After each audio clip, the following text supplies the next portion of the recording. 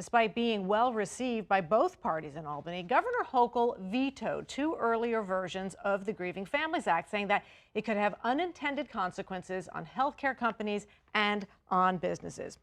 Joining me now to discuss the Grieving Families Act and how it could impact his family, Jose Marrero. He is an advocate for the bill. His wife died during a routine procedure at Maimonides Medical Center last year. He is also joined, I should point out, by Christopher Donadio, his attorney. And I want to thank you both for coming on to talk about this. And Jose, let me start with you.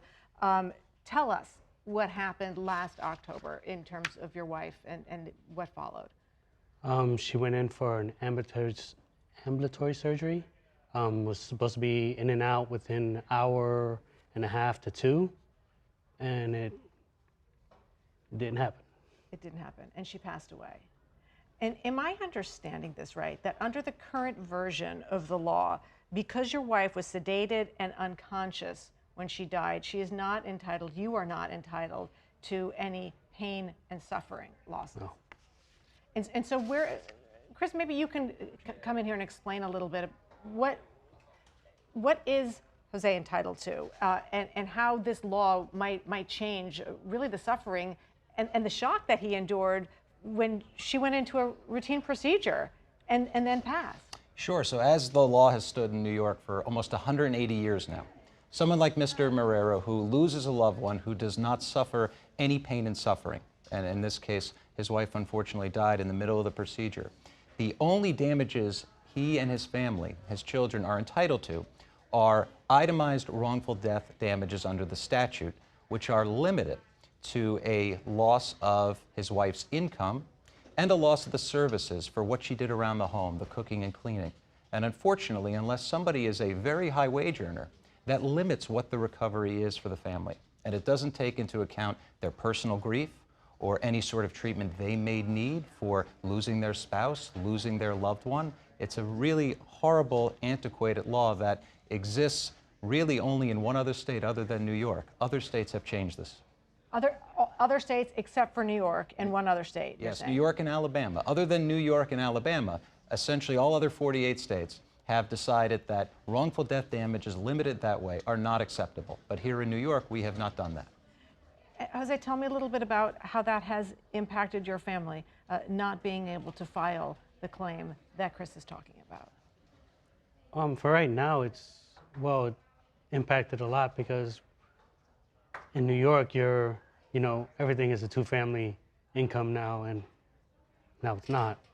And I imagine, as we're looking at pictures of you with your wife, aside from the emotional extreme distress that this has caused you, the burden that it has placed on you, saying that you've gone now from a two to a one-family income house, have you had any ability to even stop and grieve because you've had to be working so much? I had some. Yeah, I'm so sorry for what you've endured, and it seems like this has really made your processing your grief that much more difficult.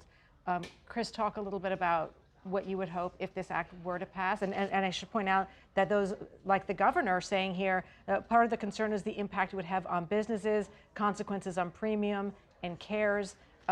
Do you understand that perspective that critics have put forth, and can you answer to that? Sure, absolutely. And what we have said to the governor and the groups who support this bill is look at the other states.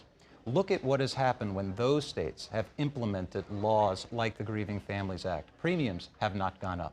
And in fact, when we have had changes in the law in our own state, for instance, the Laverne's law that was passed several years ago that opened the door to allow certain people who'd been misdiagnosed with cancer to sue, again, the concern and the critics said this is going to increase premiums. That did not happen. So that's what we have to say to that. And the flip side of it is, what we say is, look at what it does to people like Mr. Marrero and his family and his children.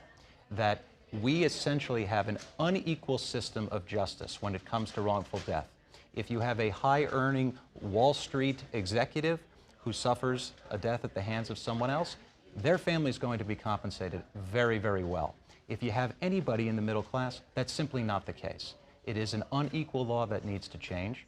And I know that the critics are they're quick to point out that trial lawyers like myself are the ones who are talking about this bill, and that we have some personal gain. Well, I can tell you this, the reason that we talk about it so much is because every single day of my career, I have to sit with people like Mr. Marrero, who it's an honor to sit with, and I have to explain to them why, despite the fact they have lost a loved one, they have lost a child, or they have lost a spouse, why they are not entitled to compensation. And it is a terrible thing.